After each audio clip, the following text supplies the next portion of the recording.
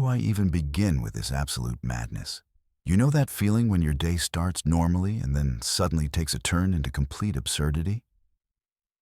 Well, buckle up because mine did a full backflip into the stratosphere. Haha.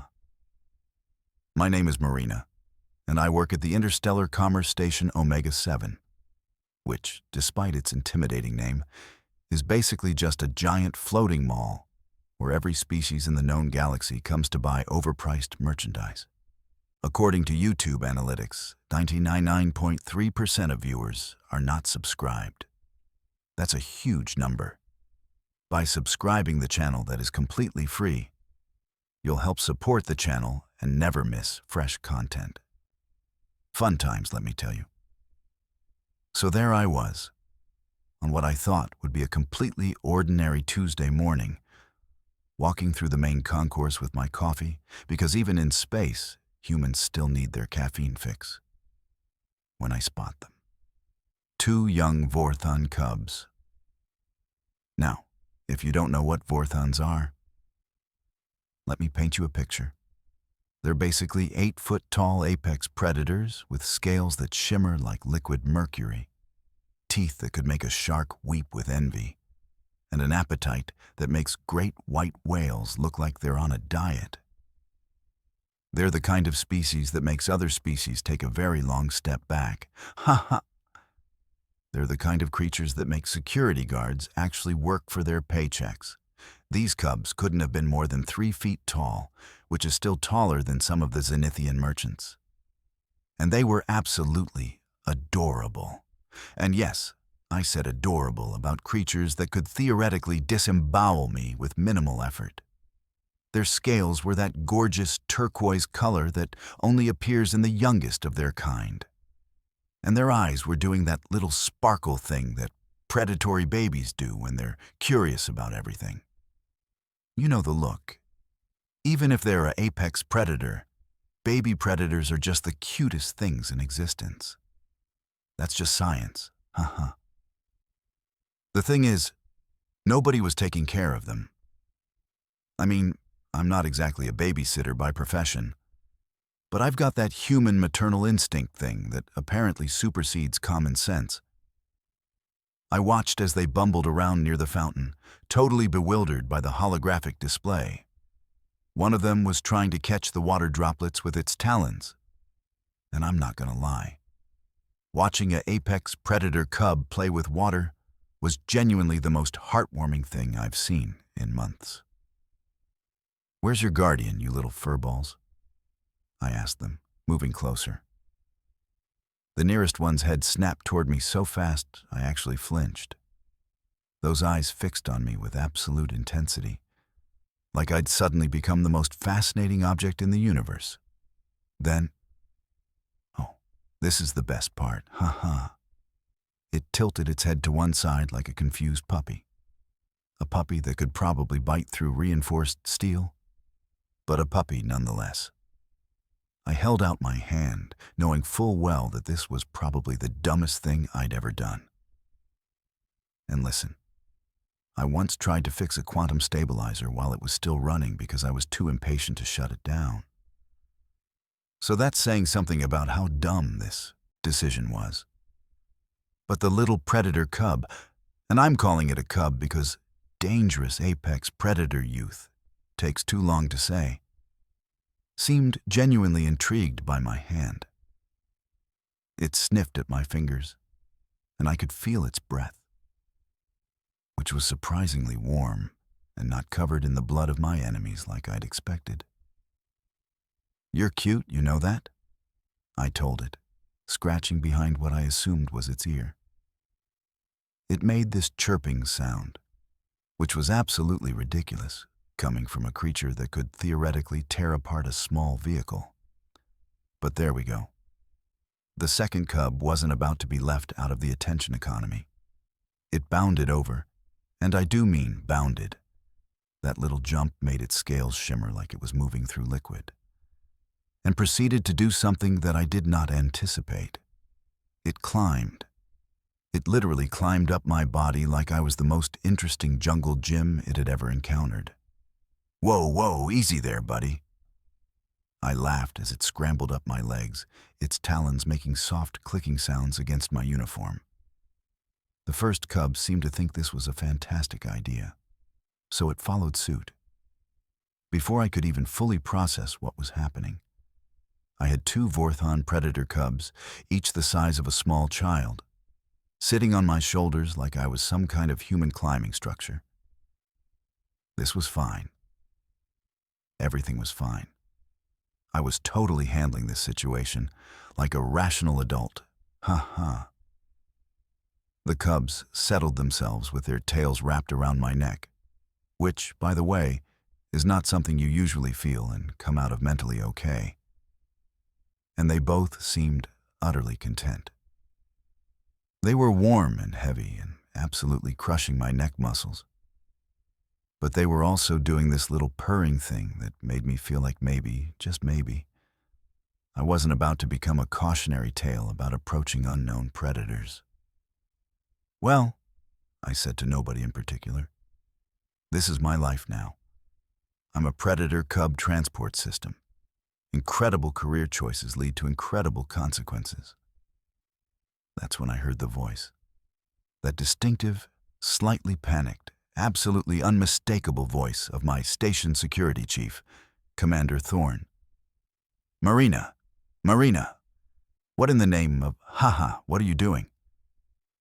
I turned around very slowly, because when you've got predator cubs on your shoulders, sudden movements are generally not recommended.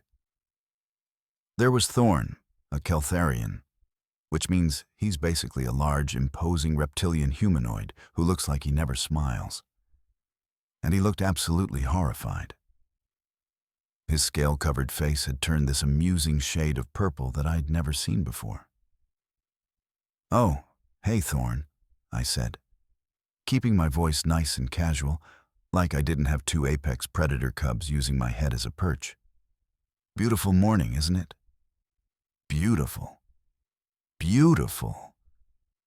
He moved closer, his hand instinctively going toward his stunning beam.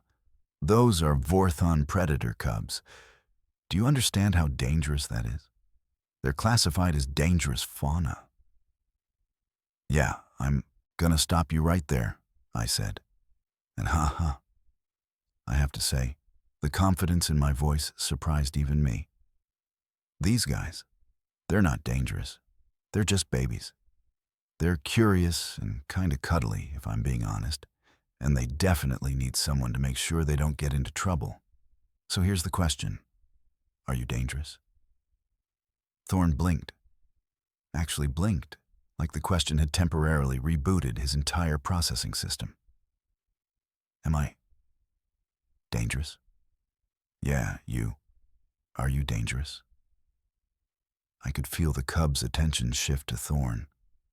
Their eyes tracked his every movement with the kind of focus that suggested they were genuinely interested in what he would do next. Because if you're not dangerous, then you've got nothing to worry about. But if you are, well, then maybe these little guys have a very good reason to be wary of you. That's ridiculous. Thorne's voice climbed about 3 octaves. That's not how predatory instinct works. That's not how safety regulations work. That's not how anything works. I felt one of the cubs lean its head against mine, and I swear I could hear it making that purring sound again. The other one was now very carefully, and I mean very carefully, reaching out a single talon to touch Thorne's face. Haha, you should have seen his reaction. He went absolutely rigid, like he'd been turned into a statue. Easy, I told the cub softly. He's not used to being this close to apex predators. He's a little nervous.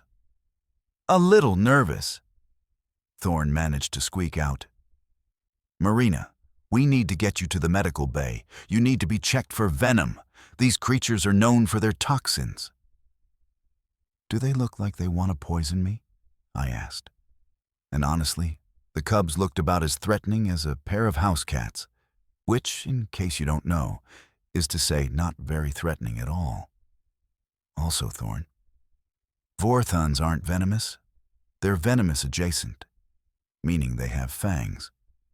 But from what I read in the station species database, they only use their venom when they're hunting, and these babies are clearly not in hunting mode. You read about them on the database? Thorn threw his hands up. That qualifies you to have apex predators climbing on your body now? Beats your approach, which is to assume anything with teeth and talons wants to murder you. I shot back. Besides, where's their guardian? Someone clearly brought them here, and someone's probably going to come looking for them. So instead of panicking and triggering these cubs by going into fight or flight mode, maybe we should figure out how to reunite them with whoever's responsible for them. Thorn looked like he was about to have a stroke. His whole face was turning this really alarming shade of purple-red that definitely violated some kind of health code. Ha ha! I can't believe I'm hearing this. I cannot believe that the solution you're proposing to the problem of having predatory fauna crawling on your person is to just wait? Thorn gestured wildly, and that movement caused both cubs to go absolutely still. Their eyes locked onto his moving hand with the kind of intensity that suggested they were about 2 seconds away from deciding it looked fun to pounce on.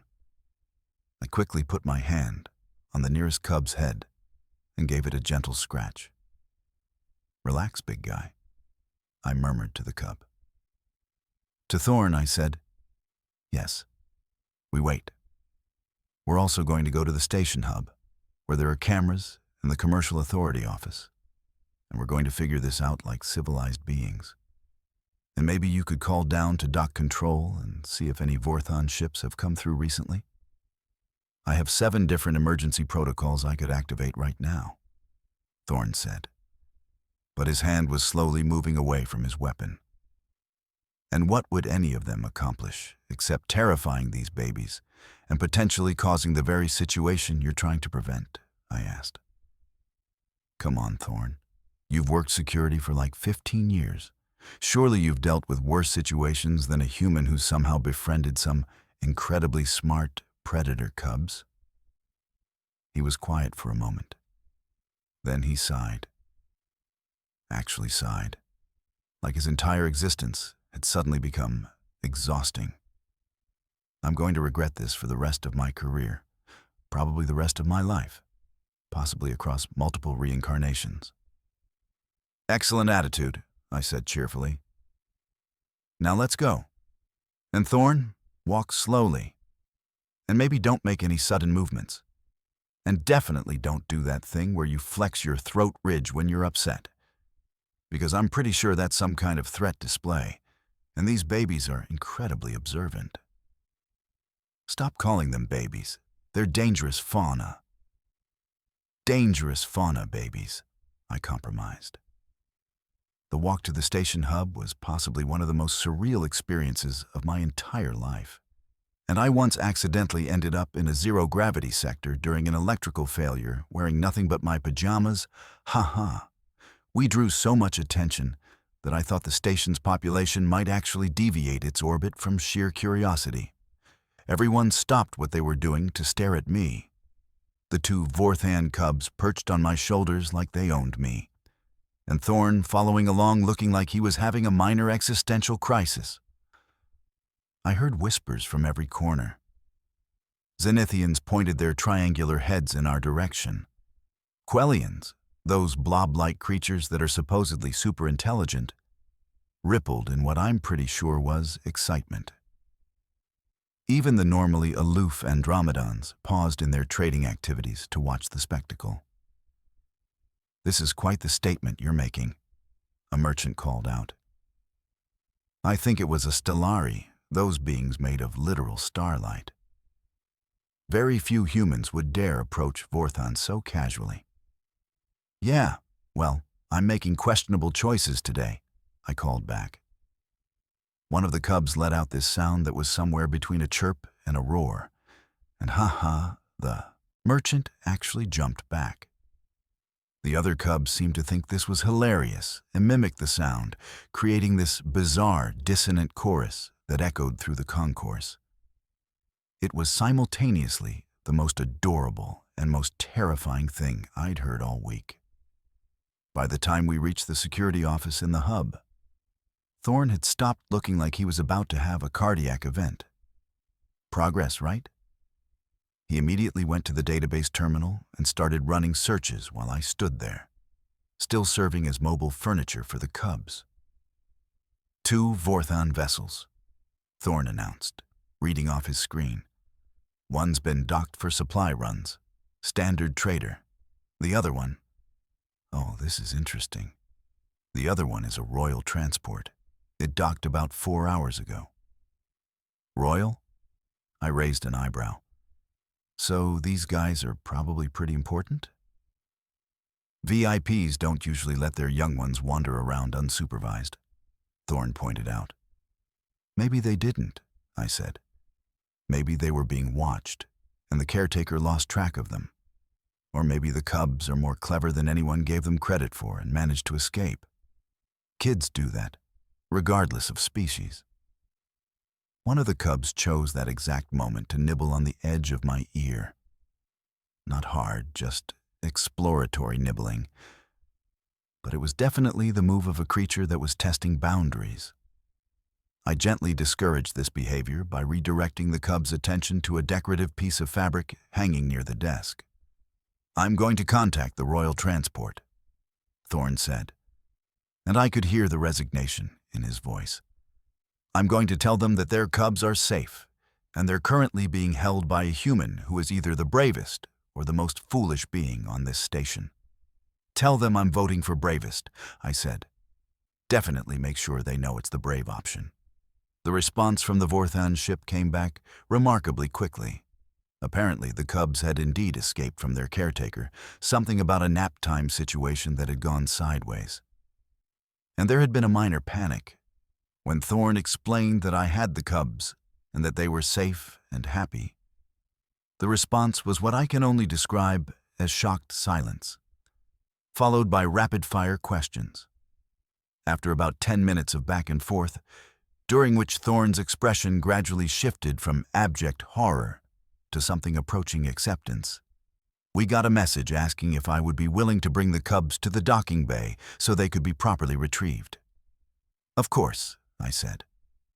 Lead the way, boss. The walk to the docking bay was somehow even more eventful than the walk to the security office. The Cubs were becoming increasingly interested in their surroundings, and they kept trying to touch everything. One of them got particularly fascinated with a holographic advertisement for lunar mined minerals, which caused a minor panic in the nearby vendor stall. Ha ha. It's fine, I kept assuring people. They're just curious. They're not going to hurt you. Well, probably not. I mean, I'm like 90% sure they won't. Maybe 80%. The math is a little fuzzy right now. Marina, you're not helping the situation, Thorn muttered from beside me. I'm not hurting it either, I countered. When we reached the docking bay, I could see the Vorthon ship. It was magnificent, actually. Sleek and streamlined with scales of deep purple and gold. It looked more like a work of art than a spacecraft. The ramp was already descending, and the first thing that came down that ramp was definitely the most impressive Vorthon I'd ever seen. This adult Vorthon was absolutely enormous. We're talking 12 feet tall, scales the color of a twilight sky, and an air of authority that practically rippled through the air around them. Their eyes were the same color as the Cubs, but infinitely older and infinitely more intense. This was clearly a parent, and this was clearly a parent who had been having a really bad day. Excuse me, the Vorthon said, their voice a deep rumble that vibrated through my chest. I understand my Cubs are in your custody? Well, not custody exactly, I said, still very much aware of the weight of predatory babies on my shoulders.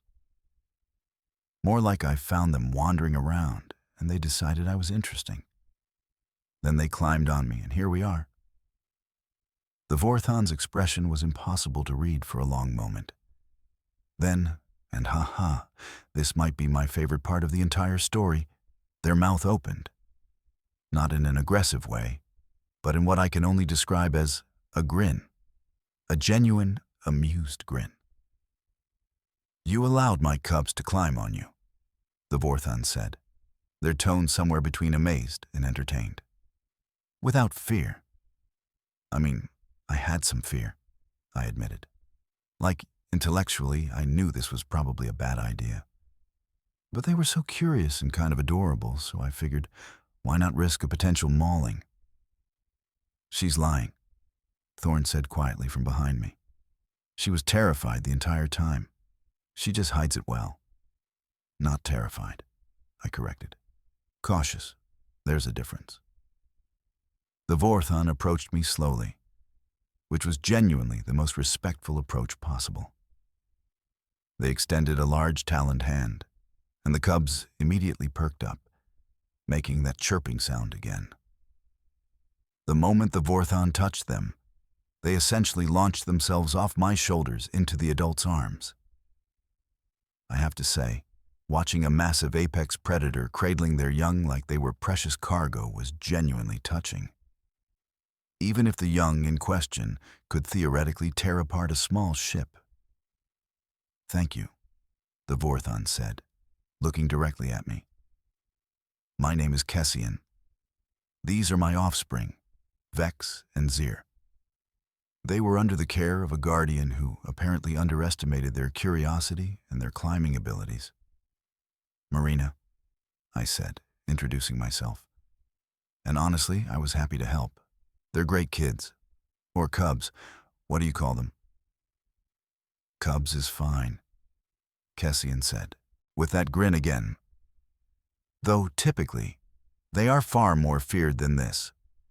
Most beings would have attempted to flee. Most beings aren't curious enough to wonder what a predator cub is like when they're not actively being predatory," I said. "And in my experience, you can tell a lot about a creature by how they behave with people they're not trying to eat.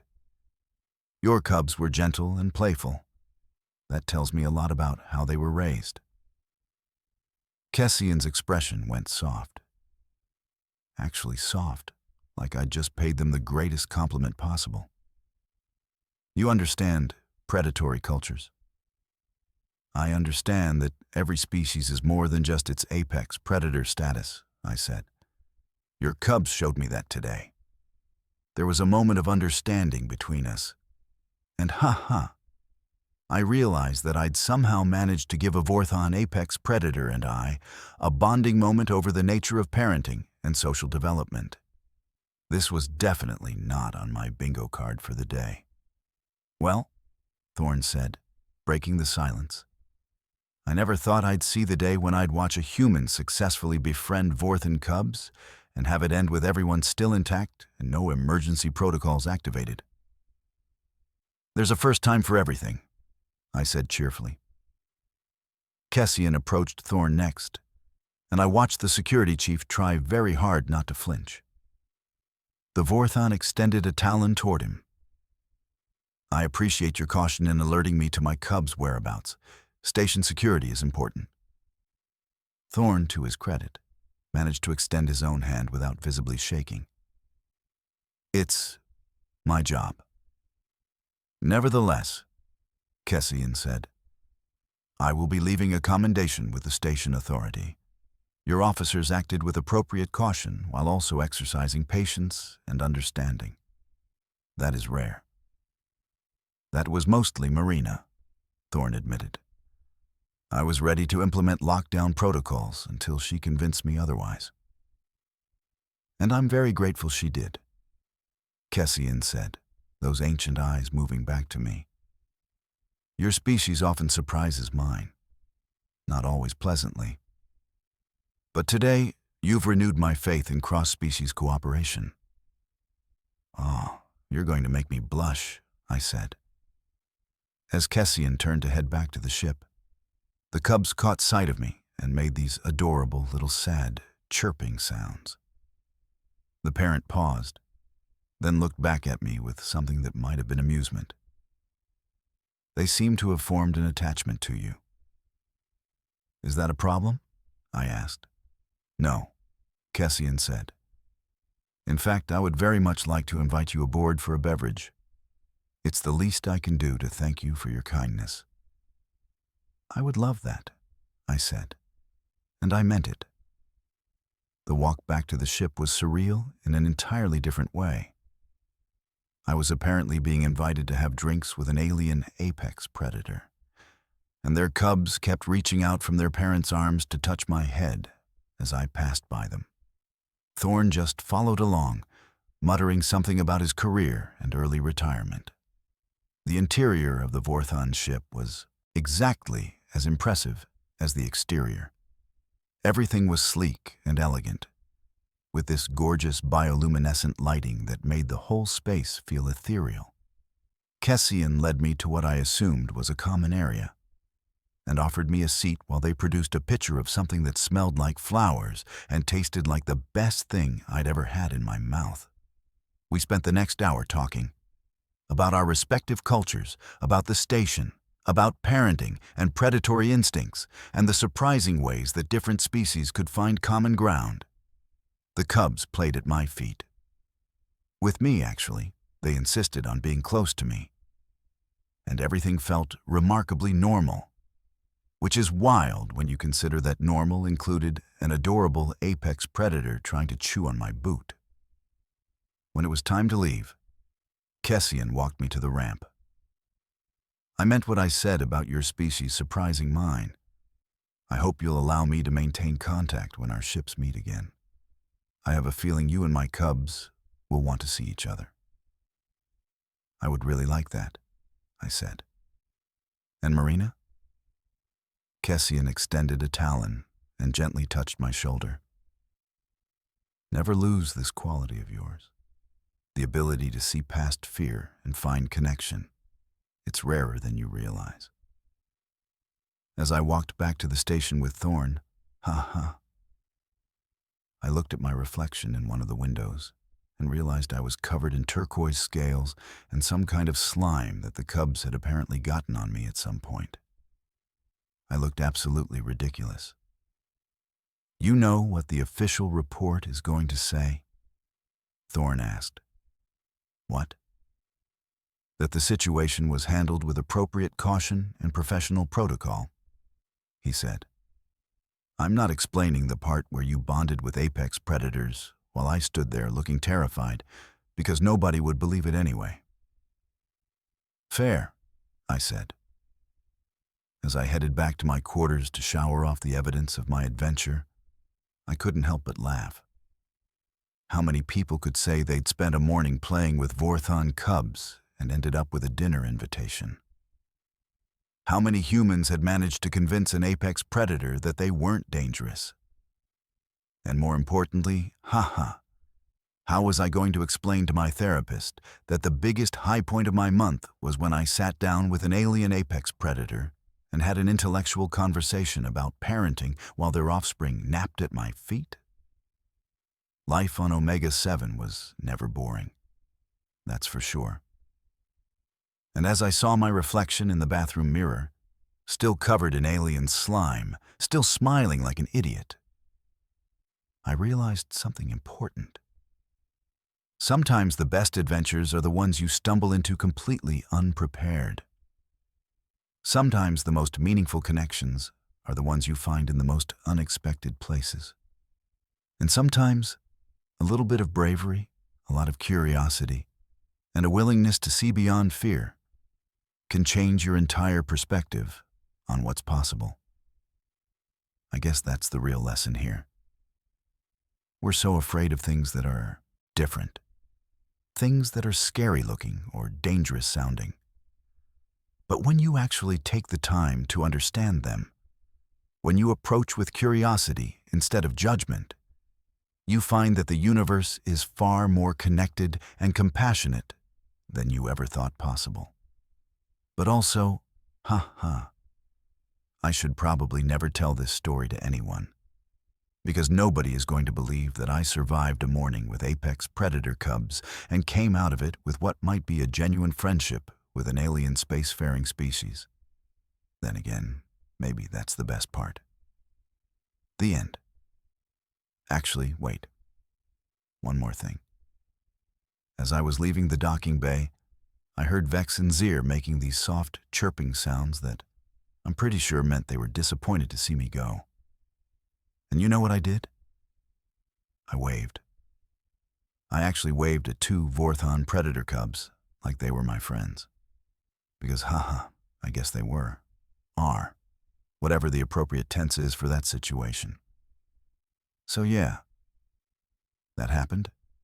That's the story of the time I befriended apex predator cubs and somehow managed to create an international incident that ended in positive relations between species and the discovery that predators can be adorable.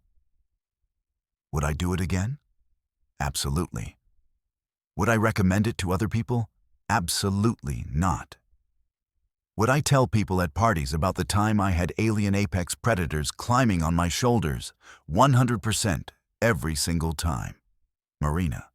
Human diplomat by accident. Apex predator friend by choice. Absolutely ridiculous person by nature. That's my story.